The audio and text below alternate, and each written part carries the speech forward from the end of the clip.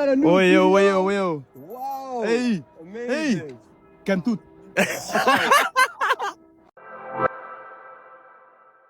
Bagi banyak orang asing, bahasa Indonesia sering dipromosikan sebagai salah satu bahasa termudah di dunia. Tidak ada konjugasi rumit, tidak ada gender kata benda, dan struktur kalimatnya dianggap simpel. Maka tidak heran banyak bule datang dengan percaya diri penuh. Bahasa Indonesia, easy, katanya sambil tersenyum lebar.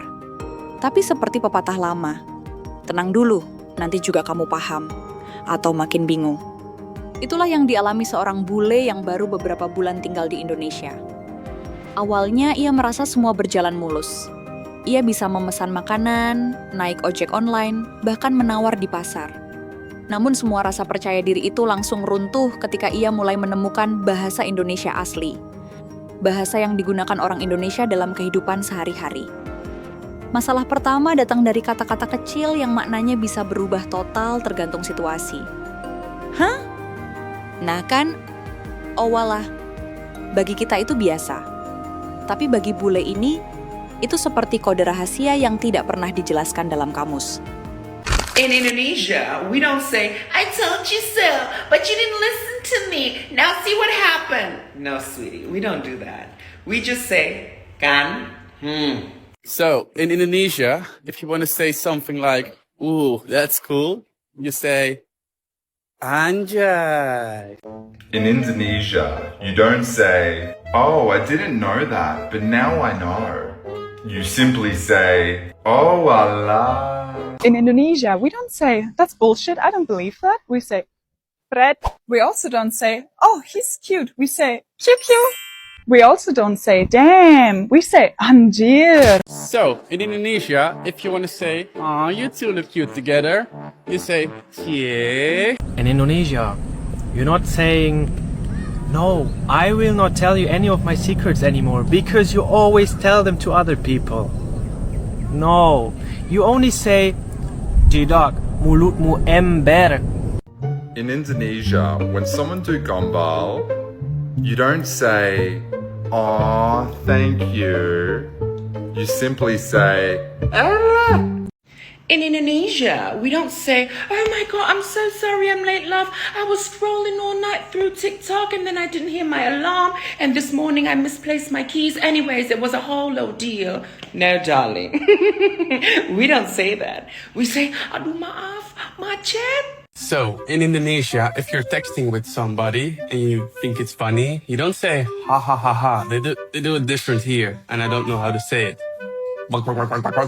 Belum selesai dari kebingungan itu, ia dipukul oleh fenomena berikutnya. Singkatan barbar khas Indonesia. Semua muncul di chat, obrolan, bahkan di spanduk pinggir jalan. Mengirim pesan teks di Indonesia. I don't ever slow up, no I don't take shit. I got no love for the fakeness. If you wanna play tough and wanna hate this, I'll always show up. I don't ever slow up, no I don't take shit. I got no love for the fakeness. If you wanna play tough and wanna hate this, I'll always show up and make a statement. WhatsApp dalam 5 aksen negara cek, American, WhatsApp. WhatsApp. British, WhatsApp. WhatsApp. Indian, WhatsApp. WhatsApp. Thailand, WhatsApp. WhatsApp. Indonesian. WA. WA.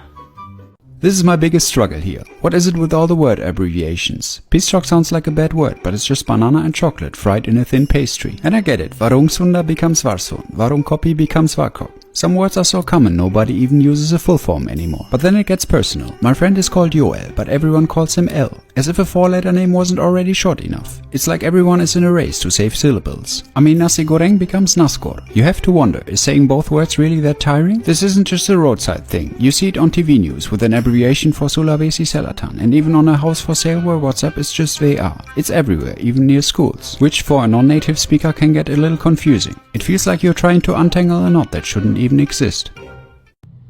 Akhirnya setelah lebih dari 6 bulan belajar bahasa Indonesia, aku bisa pergi ke sana. Halo, apa kabar? Baik, kamu mau kemana? Ayo nongkrong. Nongkrong? Apa itu? Tidak mengerti. Hei, ayo, bermain di luar. Aduh, mager banget. Nanti di sore aja. Apalagi itu, mager, aneh sekali.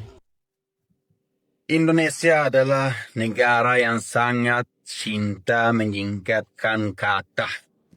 Saya mengalami. Di negara saya tidak ada di tulisan kita suka meningkatkan kata. Di Indonesia setiap kata bisa kita menyingkatkan rasanya.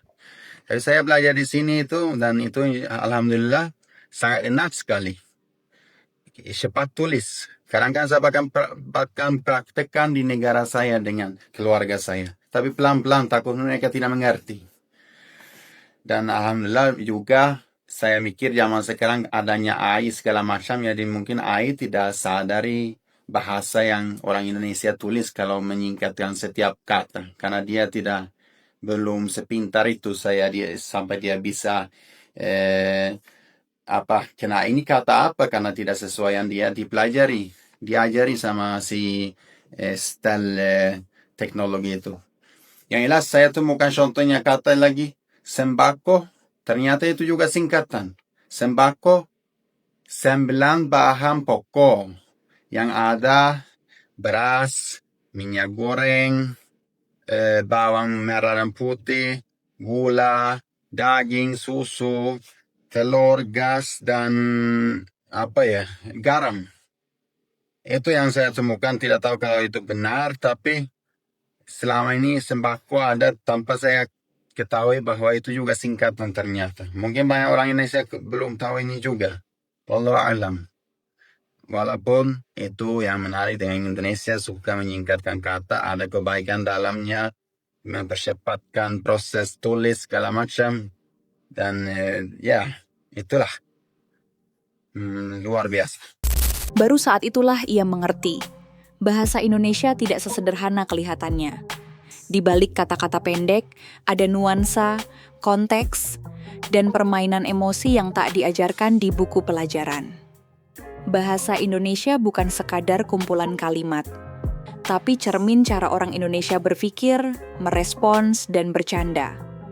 Dan ketika akhirnya ia berhasil memahami satu kata, ia akan menemukan 3 makna baru pada hari berikutnya. Tapi anehnya, justru disitulah letak keindahannya. Ia berkata sambil tertawa frustasi, "Bahasa kalian lucu, simple tapi rumit, tapi I love it." Kita pun tersenyum mendengarnya, karena benar, bahasa Indonesia itu ajaib. Ringan di mulut, tapi penuh lapisan makna. Mudah dipelajari, tapi butuh hati untuk benar-benar memahami. Bagaimana menurut kalian? Tulis di komentar. Apa yang salah dengan bahasa Indonesia? Aku tinggal di sini sudah 1 tahun dan belajar bahasa ini, tapi masih banyak yang aku tidak mengerti. Kenapa kalau beberapa kata diulang artinya bisa berubah total? Kenapa laba profit, tapi laba-laba spider? Pura temple, but pura-pura pretend. Hati is hard, but hati-hati be careful. Tiba arrive, datang, but tiba-tiba suddenly. Help me. For bule-bule yang baru belajar bahasa Indonesia 1-2 kalimat, tak kasih tahu bahasa Indonesia itu kompleks.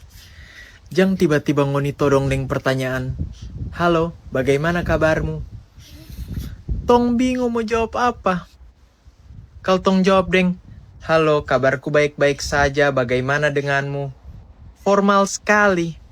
Sama deng dubbing film Pororo. Mar, kalau torang jawab deng, "Baik, lu gimana?" Ngoni pasti ndak mau mengerti toh. Ujung-ujungnya torang cuma jawab deng, "Good."